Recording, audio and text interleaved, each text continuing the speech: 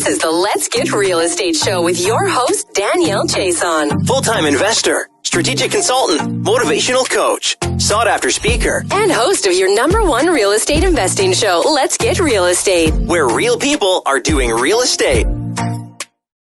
Hey everybody, it's Danielle Chason here once again with the Let's Get Real Estate podcast. Thank you to all of you for joining one more week for one more episode. And today I am pleased to have Doug Meyers back on the show. If you didn't catch it, Doug was on a previous episode. He talked a little bit about his story and how he got into real estate. And great story, by the way. So I would encourage you to go back. You can go to just Google Doug Meyers and you'll find him on the Let's Get Real Estate podcast on the platform that you're watching. You'll find him. Amazing guy. He also has his own podcast that I highly encourage everybody to listen to. And now he's into sales with Grant Cardone. He actually works for the Grant Cardone organization and doing lots of great stuff, which is why I wanted to bring him back because we haven't really talked about sales on our show too much. And Doug and I had a conversation about how everybody is a salesman. So Doug, welcome back to the show. Thank you very much for having me, Danielle. It's a pleasure to be back. And yeah, I'm really excited to talk about this topic. I mean, we've been back and forth here just with the mastermind, everything for the past 6 months. And yeah, I took on this new role here with Grant Cardone's office here in Vancouver. And I've been learning so much about the sales process and everything to do with it. And immediately the light bulb went on. I was like, oh my gosh, like this needs to get tied into the real estate investing space because there are so many people who could really benefit from having this information and then applying it into their investing careers, their businesses, to really help solve the problems for them. So thank you for bringing me on and engaging in the topic. Well, truly, I mean, you're saying because, we talk a lot about real estate on this show, but truly, when you and I were talking, sales is something that everybody does. And no matter whether you're in the real estate industry or any other industry, you really need to be promoting your service or your product. And, marketing is the heart of your business. And that all comes down to sales, right? Marketing leads to sales and you go from there. So there's a lot of people that watch the show that aren't in real estate. The principles apply across the board, guys. So, and one of my coaches, one of my first coaches down in the States, he all day long, he said, you got to be selling every day, every minute, every hour. Like you have to be selling. So I really am excited about you talking about that and diving in a little bit deeper about sales. But before we do that, just introduce yourself real quickly. I know like everybody might have probably already heard you on the show on a previous episode, but just a broad overview, who you are and what you do. Yeah, definitely. So my name's Doug. I am 30 years old as of today, and I've been investing in real estate for the past 9 years.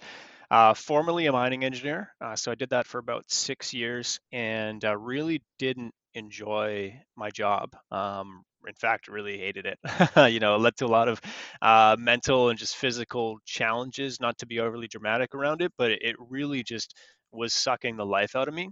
And I was, I guess, lucky enough or aware enough to know that that was happening and I needed to make a change. And while that was all going on, I was investing in real estate and just the awareness of going, okay, like there's an opportunity here to grow, to build a portfolio, to build a business.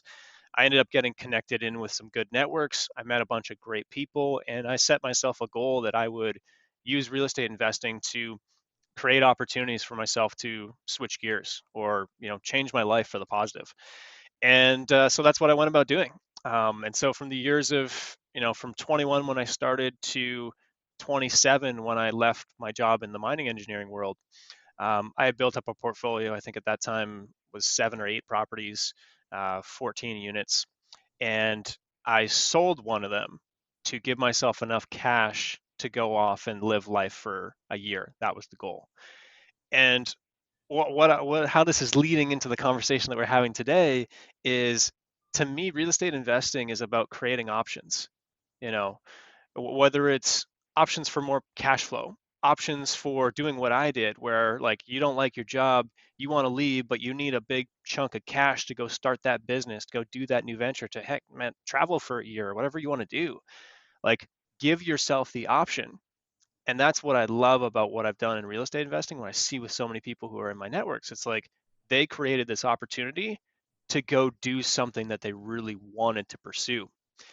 And so that really leads into today's conversation. I spent 2.5 years out of the engineering world. I did some other business activities.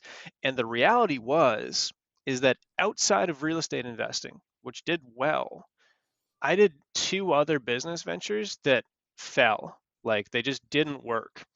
And in the what is it, the autopsy? Yeah, the autopsy of looking at like, hey, why didn't this work? In both cases, me as an entrepreneur didn't work because I didn't understand sales. Something about the organizations that we were in did not understand sales.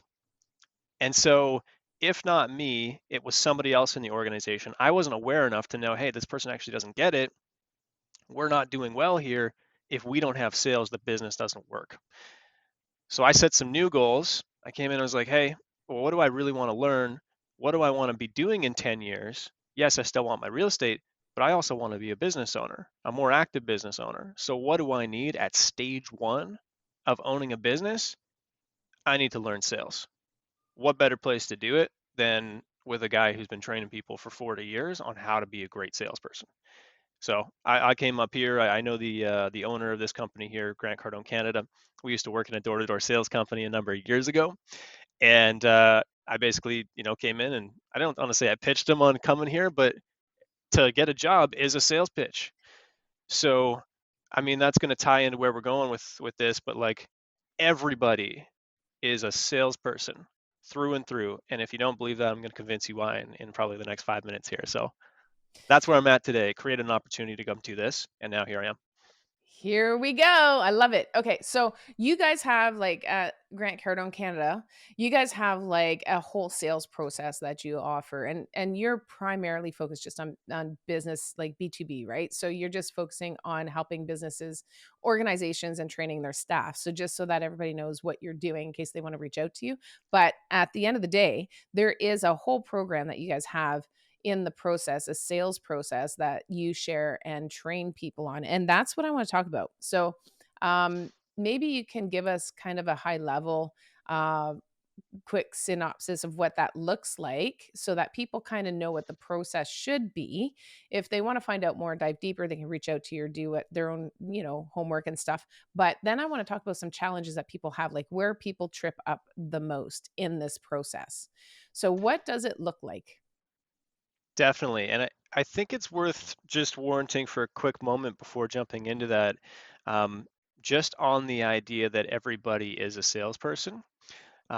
Because like if you don't believe that you are selling in every moment of your day, then you have an internal objection already to the idea of putting yourself out into the marketplace so that you can create some sort of economic return or some sort of impact on the people that you're working with. Would Okay, you so would, go would ahead. you say would you say that it's you have to believe in what you're selling or what you're doing? Like you have to Oh, believe in your 100%. service or your product, otherwise you can't sell it. So would you say that that could be one of the challenges that people have, is that they're trying to promote or sell something that they don't believe in, so they call Huge. doing it? Yeah. Absolutely. Absolutely. You hit the nail on the head, right? You cannot be a salesperson if you don't believe in what you're selling. You need to have belief in you first, belief in your product, belief in your company. Now, for a lot of real estate investors, guess what? You are all three of these things. You are you, duh. You're the product, right? You're the one who's actually pitching your investments, your opportunities, your role as a working partner, whatever it is you do, right? You're pitching that. That's your product, and you're pitching your company, right? Because a lot of you guys have companies, right? My company is GB Ventures. My company's Revenue. Your company's right. Property Perfect, if I'm correcting, or Perfect Property, right? Perfect property. Yeah. Perfect Property. Okay. So when I get on a conversation with Danielle, not only is she selling Danielle, she's got to sell her company and the product, i.e., the opportunities that she has. But like if you don't believe in that, or one of those things is out, you're already objecting to selling yourself. Okay, so that's like the first thing that people have to really understand is that if you're not sold on you, it's game over.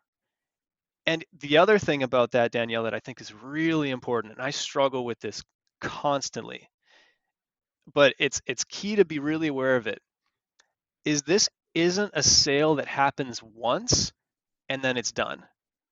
It's not like you wake up one day and you're like, okay, wrote down my goals today, um, drank my great cup of coffee. I'm sold on me. I'm looking good. I got a pocket square.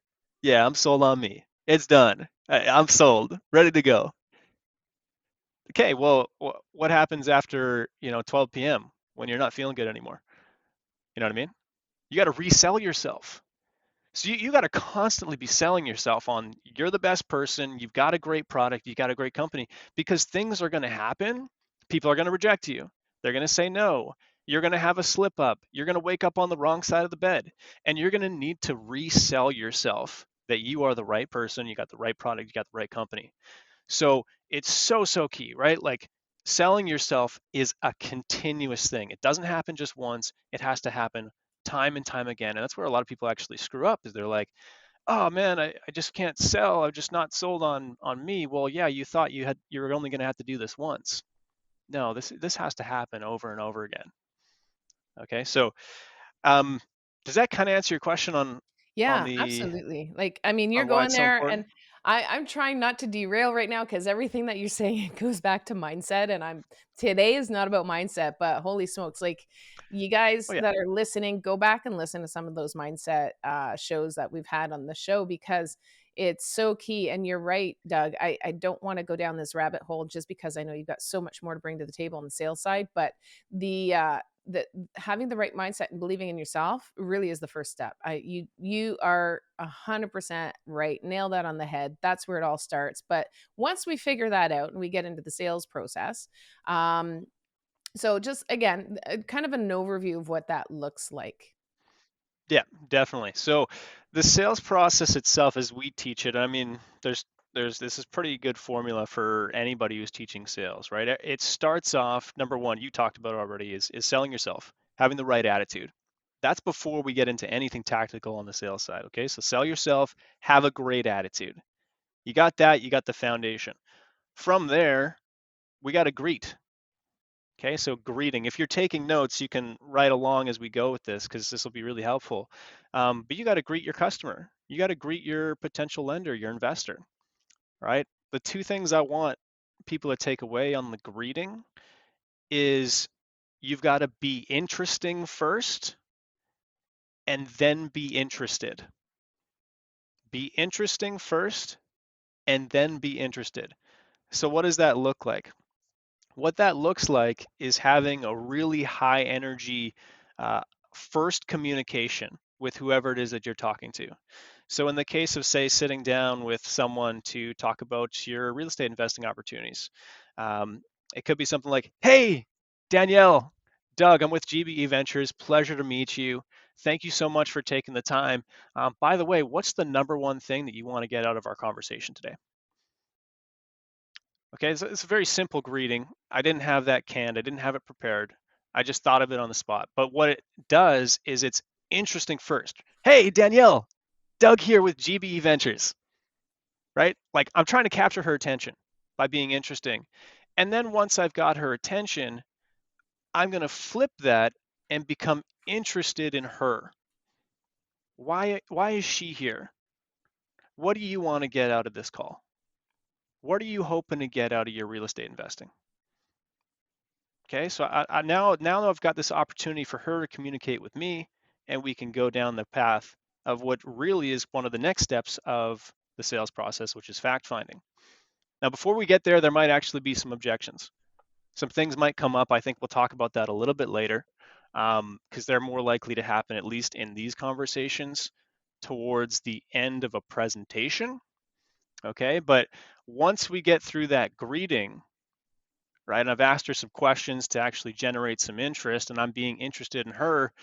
We're now into a fact find. Okay, and why this is really, really important for people who are in real estate investing is you got to have a clear understanding of what it is that your investment opportunities, your value add propositions are, so that you can actually figure out if the person you're talking to is a good fit for your investing business. This is so important for real estate investors to get, because hands up if you've ever been in a joint venture partnership that just doesn't work. Oh, You got so the many. wrong you've got the wrong people involved. They're not bad people. You just probably didn't do a proper enough fact find to figure out, hey, is this person's goals aligned with what I'm doing? Are we on the right product with them? Okay, so a couple questions you could ask in the fact find right away, after, of course, saying, hey, what's the thing you want to get out of this call? Okay, Danielle, what's most important to you? Are you looking for cash flow, or are you looking for long-term appreciation? And guess what? The most common answer you're going to get is both. Mm-hmm. Oh, I'm looking for both. Great, that's amazing.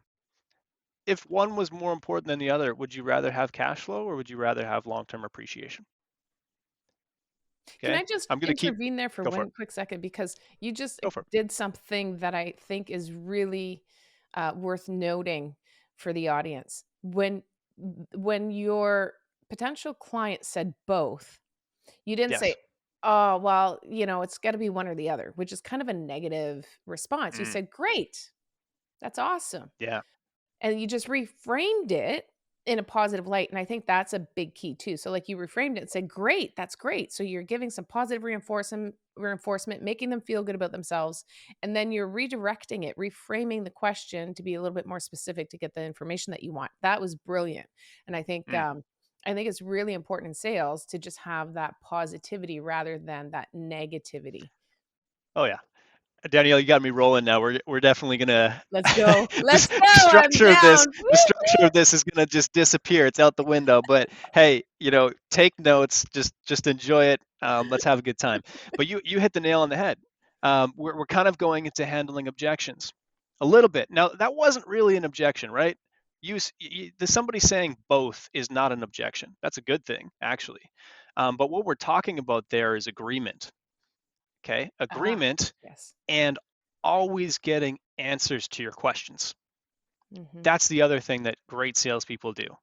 Okay, they always agree, always agree with the customer, no matter what they say. They could be wrong, you still agree. And we'll That's a get into tough the one. difference. Yeah, it is very tough. But it's a skill that you got to learn. It's kind of one of the things we actually practice this in our office. That's why it becomes second nature for us when we're on the phone. Somebody says, "Oh, I'm not interested." Of course. Look, I didn't expect you to be interested. But if there was something that you were interested in or whatever it would be, right? It's not a great handle. But, anyways, you're getting into agreement first so that you can open the lines of communication. And you always want to get answers to questions, because if you don't get answers to questions in your fact find, you're going to land the customer on the wrong product or the investor on the wrong product. You're not going to find out whether or not they're even a good fit for you, which is really the biggest thing that you need to figure out for your business.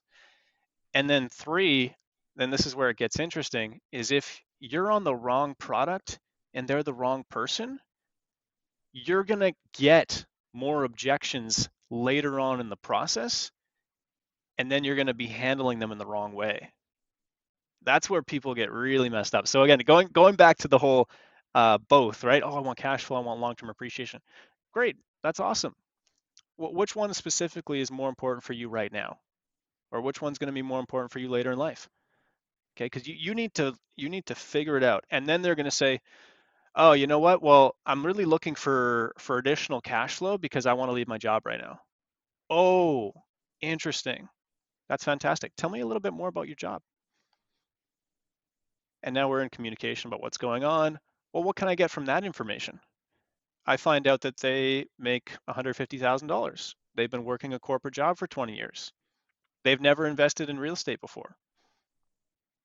But as a real estate investor, 20 years, 150 grand a year. This person could be sitting on a lot of capital, number one. Number two, they're probably pretty good to qualify for mortgages.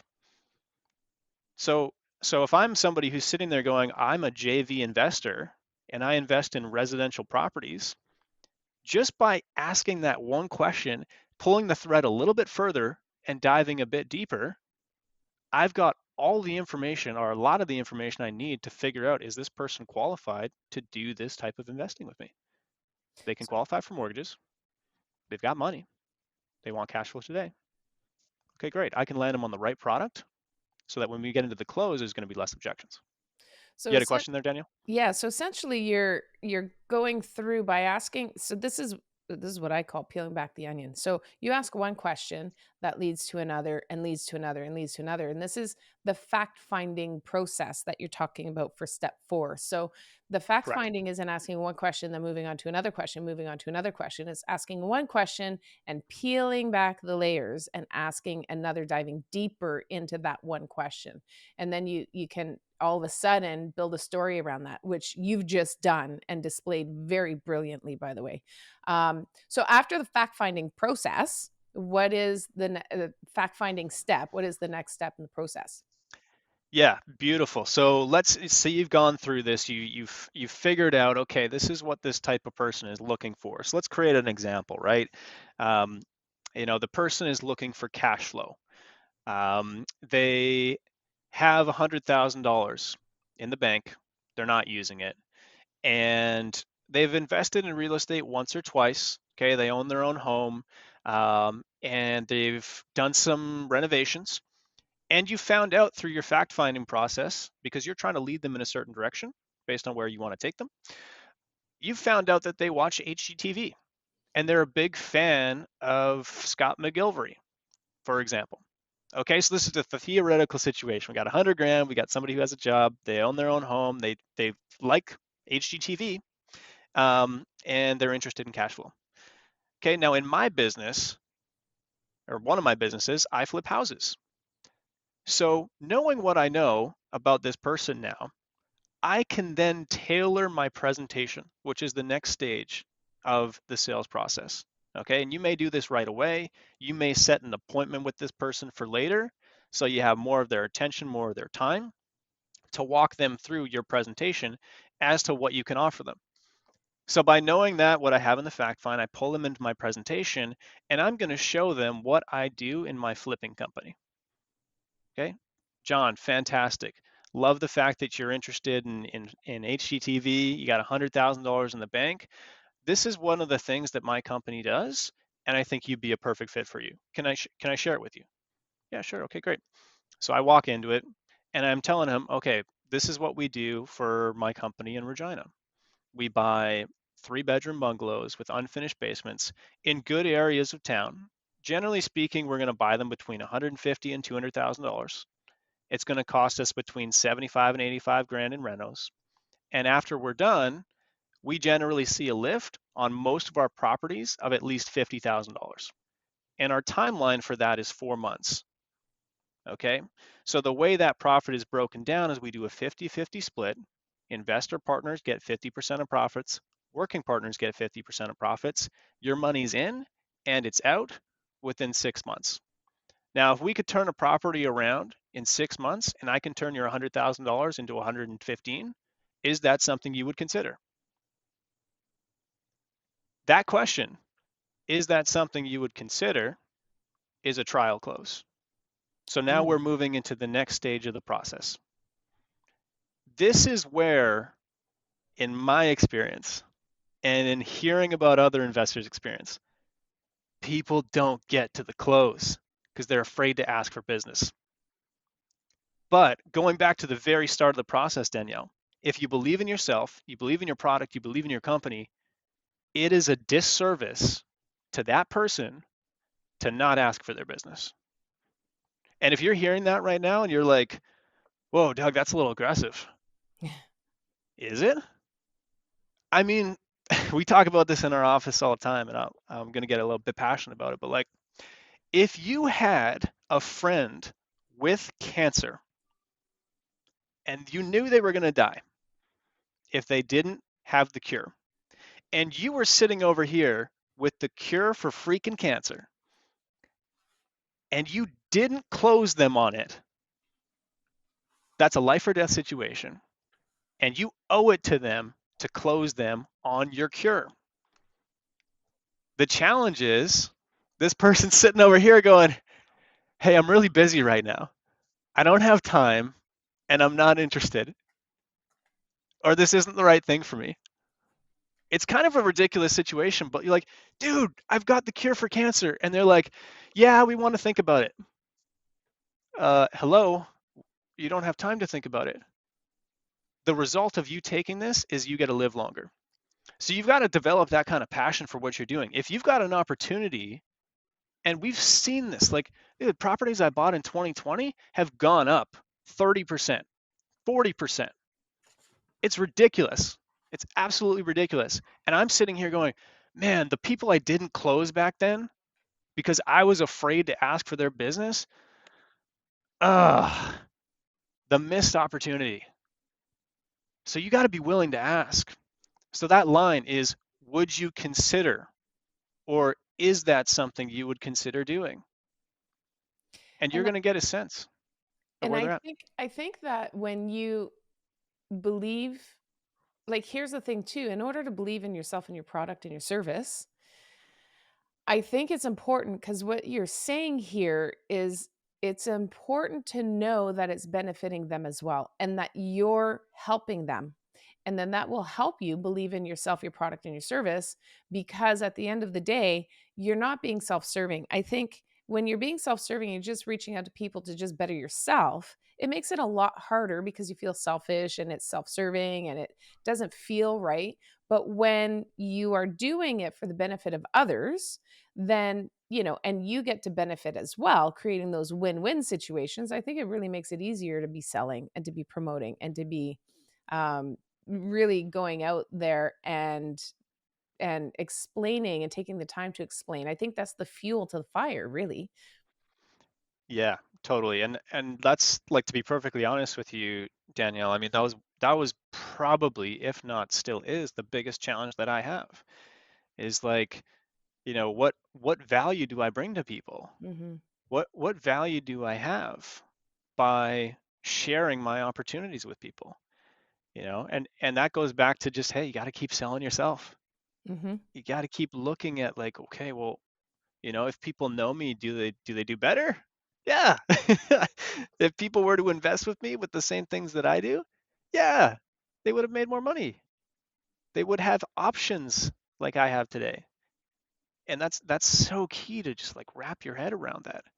Because you can help a lot of people doing that. So after you go back to being interesting, you share your story, your service, what you do, and then you do a trial close. Then I would imagine you go through some objections, and that's where they're going to have objections. And then you do a hard close. Yes. Well, yes. That's one way of putting it. Only because I want to get into challenges real quick Sure, before we wrap sure. up. Yeah. Absolutely. And we definitely should. So this in part ties to actually earlier in the process, right? If you've done a proper fact find and you've landed them on the right opportunity, then there shouldn't be a lot of objections, put it that way. There should only be one real objection. Okay, and that's what we're trying to find when it comes to objections. So to get to this point, though, yeah, you're 100% right. And the most common challenge or objection that you're going to face, and I guess there's a couple, in real estate investing is this. It's, I need time to think about it. That's going to happen.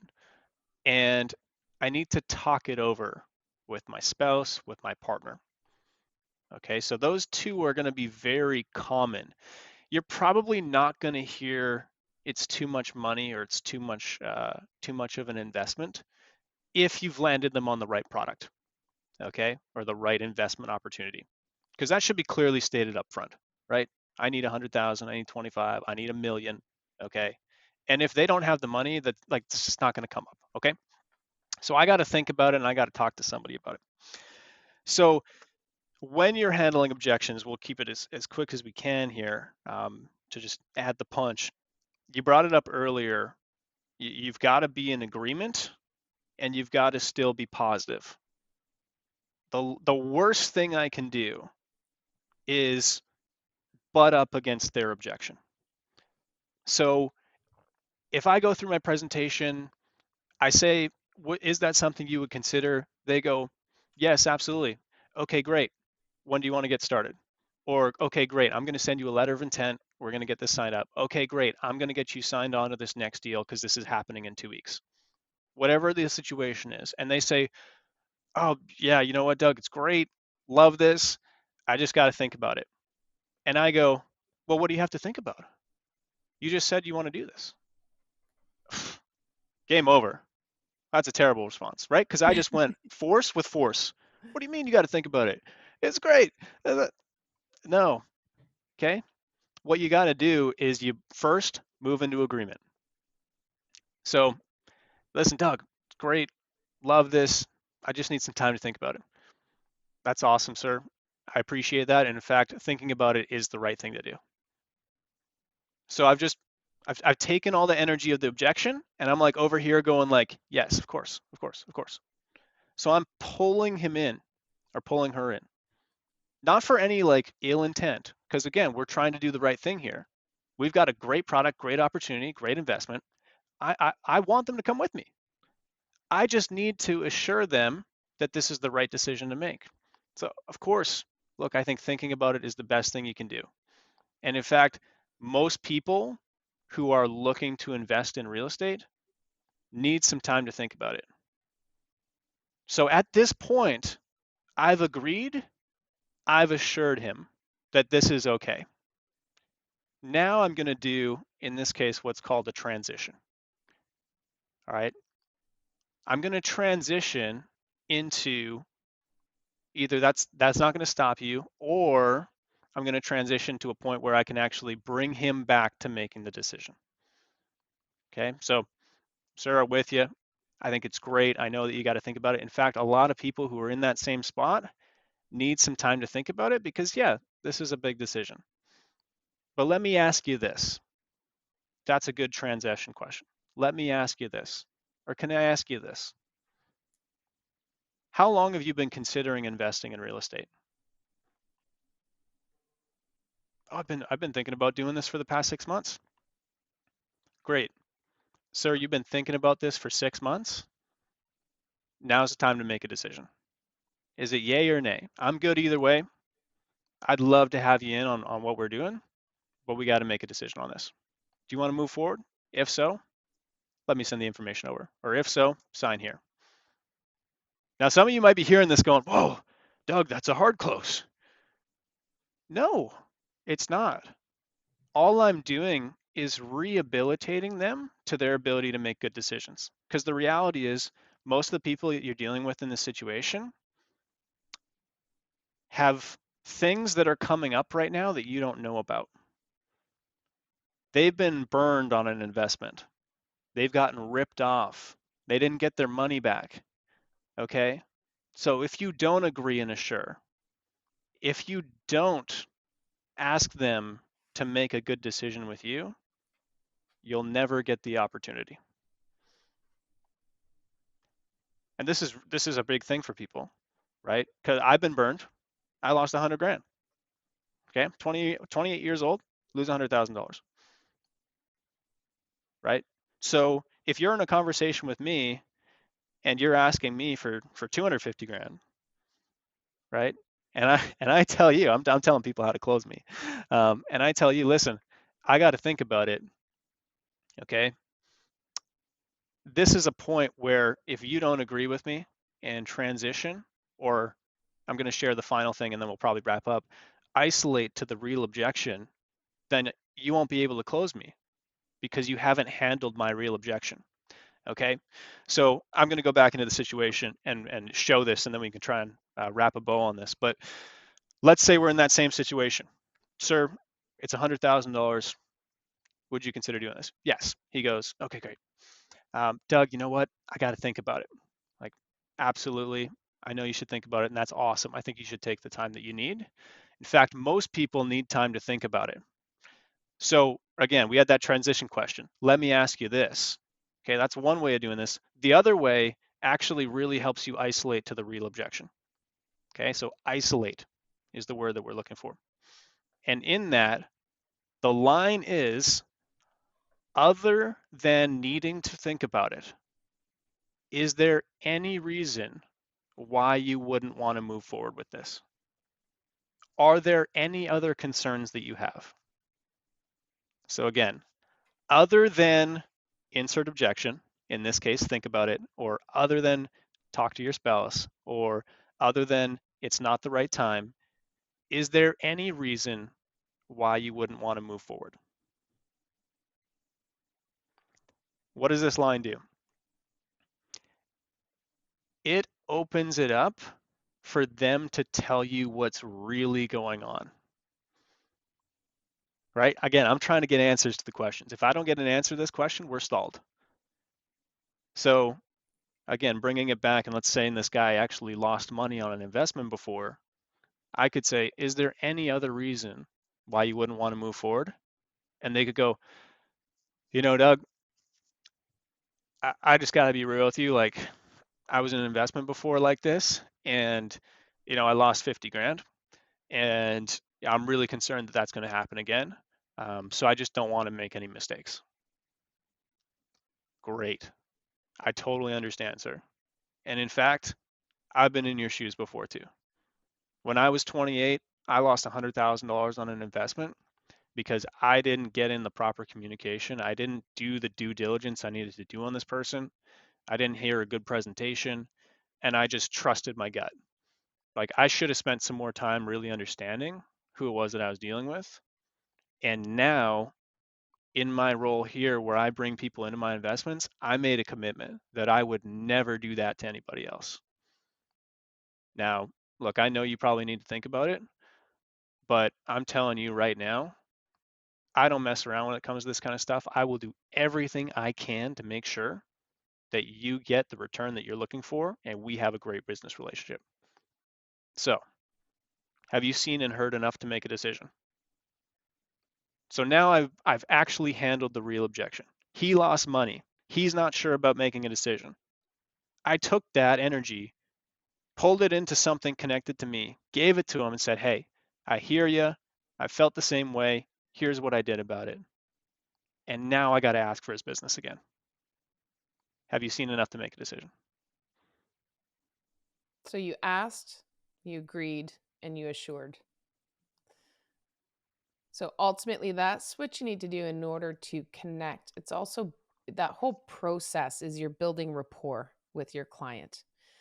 When you're calling it connecting, I call it rapport. It's all the same thing. Yep. But when people are talking about rapport, that's what they're talking about is you need to connect. You need to build rapport with that person so you start building trust. And even just being present in that moment in their emotion, once you've recognized or identified it, I think is so important. And I think that's where you build trust, and that's where salespeople miss the mark oftentimes. And then after that, I guess that's where you get the close, and you're asking for the close. And this is one of the things that you said was the challenges. And I do want to get to it, although we are over time, and I don't want to keep the audience too like, I want to be respectful. Oh, they're loving it. Yeah, they're loving they it. They definitely are. But we do like to try to keep the times consistently around that 30 to 40 minute mark. So this is what I'm going to propose. Let's make this a part 1, and we'll do a part 2. And the part 2, we'll run these back to back. And so to you guys out there that are listening, to my faithful audience, come back next week. We'll do a part 2, and then we'll talk about, so now you've got the process, but now we're going to talk about the challenges that people get hung up on. And Doug will offer some solutions on how to get over those challenges and how to overcome them. So Doug, I'm kind of being a little bit presumptuous, and that is also a sales tactic, by the way, just for those of you who don't know that. She's assuming the close. I'm assuming the close. So I'm talking like he's already said yes when I haven't even asked the question. That is also a sales tactic. Doug, it's actually NLP too. Doug, are you down for that? Can we do another recording and do a part 2? Are you down? I don't know, Danielle. I'm pretty busy. I gotta think about it. Doug, I totally agree. A lot of people need to think about coming on the show and, they want to consider all the options. But is there anything out there that, that is concerning to is there anything that is making you hesitate right now that I might be able to help you with? Ooh, Danielle learns quick, right? It was good. It was definitely good. Was that all right? Not bad for on the Yeah. fly? Oh, that was solid. Considering you just heard this today, I'm impressed. That was solid. I definitely think we can line it up. I definitely Awesome. think it's possible. Good stuff. Um, I will just close on this note because I know we are a little bit over time here. Um, what really creates a lot of confidence in these situations where you can listen to people and not get emotional and really help solve the problems that people are having when it comes to investing is by really understanding how to do this. When you talk about being sold on yourself, one of the ways to be sold on yourself is to really understand what it is that you're doing. So where a lot of real estate investors understand real estate investing, right? They know how to find a deal, they know how to create cash flow, they know how to add value. Um, a lot of them were really falling short on the confidence to like ask for the business and to actually do the sales process. So for a lot of investors, if you're out there and you're like, why can't I raise capital and why can't I get the deals or why can't I build my team? It may have to do with the fact that you don't have a process in place Mm, for how to actually go about and communicate your knowledge to people in a way that makes them want to do business with you. So if you can't do that, you're not going to be confident. And if you're not confident, then it's not going to happen. So if you're sitting there going like, oh, you know what, I need to learn this stuff. Like, Danielle's going to throw my email there in the show notes, just doug@grantcardone.ca. We do work with businesses pretty much exclusively. We do have individual programs that talk about this exact same stuff. So if that's something that is of interest, reach out to me directly. But that's really where a lot of hangups happen. It's like, okay, I don't actually know how to communicate my value add to people. And as a result, they're stuck. So they just don't do anything. And that's not helping you, and it's not helping the people that you can help. I totally agree with that.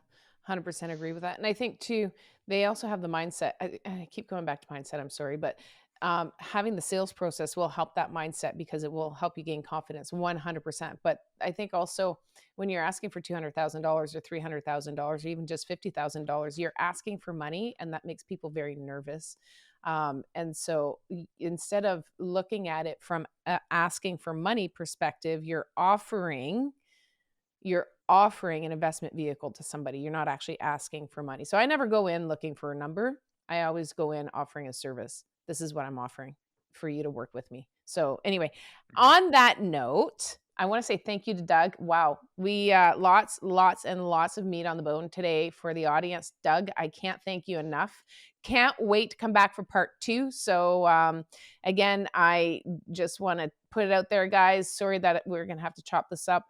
There's more to go into that we didn't get into, and I definitely don't want to miss that. So we're going to make it a part 2. So tune in next week with myself, Danielle Chason, and Mr. Doug Meyers out in Vancouver. Love it. Woo, woo. Doug Meyers from Revenue and from the Grant Cardone organization.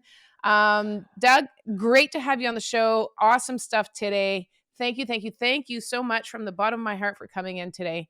I know it's early and all that, but you're just rocking it, and I'm loving everything that you're doing. Thank you.